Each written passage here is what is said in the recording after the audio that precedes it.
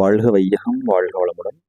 அனைவருக்கும் வணக்கம். Dear friends, இன்னைக்கு நம்மளுடைய ஃபார்மா இன்ஃபர்மேஷனில் நம்ம டிஸ்கஸ் பண்ண டாபிக் என்ன அப்படின்னா, நம்மளுடைய master of pharmacy entrance examination பற்றி நண்பர்கள் கேட்ட டவுட்டுக்குரிய விளக்கம் பார்க்கலாம். எம்ஃபார்ம் ஆன்லைன் அப்ளிகேஷனில் 12th ஸ்டாண்டர்ட் டிசி கேட்குறாங்க.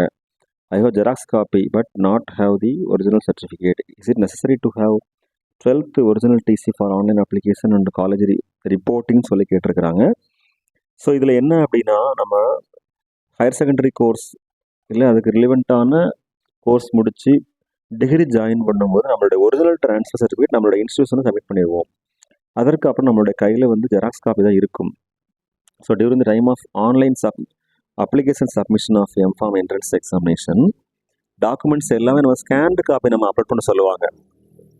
அதுக்கு ரீசன் என்ன அப்படின்னா, நாம் செலக்ட் ஆனதுக்கப்புறம் நம்மளுடைய ஒரிஜினல் சர்டிஃபிகேட்ஸும் நாம் அப்லோட் பண்ண டாக்குமெண்ட்ஸும் சேமாக இருக்கணும், அதுக்காக வேண்டி தான்.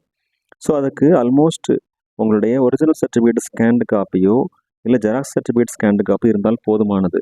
சப்போஸ் நீங்கள் இப்படி ஃபீல் பண்ணீங்க அப்படின்னா, கன்சர்ன் இன்ஸ்டியூஷனில் ஸ்கேன் பண்ணிவிட்டு ஜஸ்ட் 5 minutes ரிட்டர்ன் பண்ணுற மாதிரி ஒரு ஆப்ஷன் இருக்கும். அதை நீங்கள் யூட்டிலைஸ் பண்ணிக்கலாம்.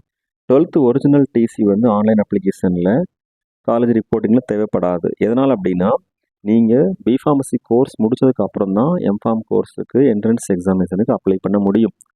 படிச்சுட்டு இருக்கும்போது கரண்ட் இயரில் அப்ளை பண்ண முடியாது.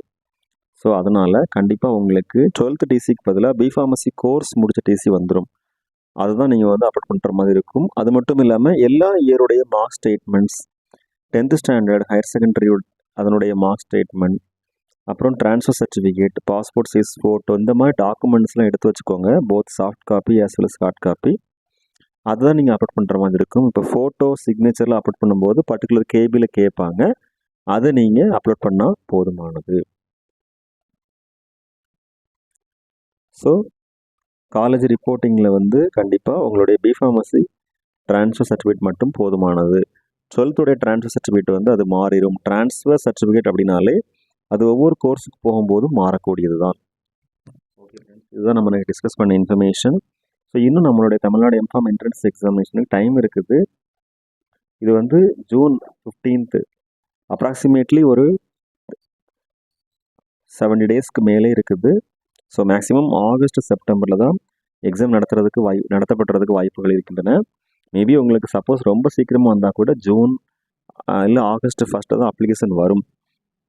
அதனால் நல்லா ப்ரிப்பேர் பண்ணுங்கள். At the same time competitive examination prepare பண்ணுங்கள். இந்த எக்ஸாமினேஷன் மெயினாக இப்போது 2020-2024 பேட்ச் எக்ஸாம் எழுதியிருப்பாங்க இல்லையா, பிஃபார்மசி கோர்ஸ் முடிச்சிருப்பாங்க இல்லையா, அவங்களுக்கு ரொம்ப யூஸ்ஃபுல்லான தகவலாக இருக்கும். All the very best wishes for all success.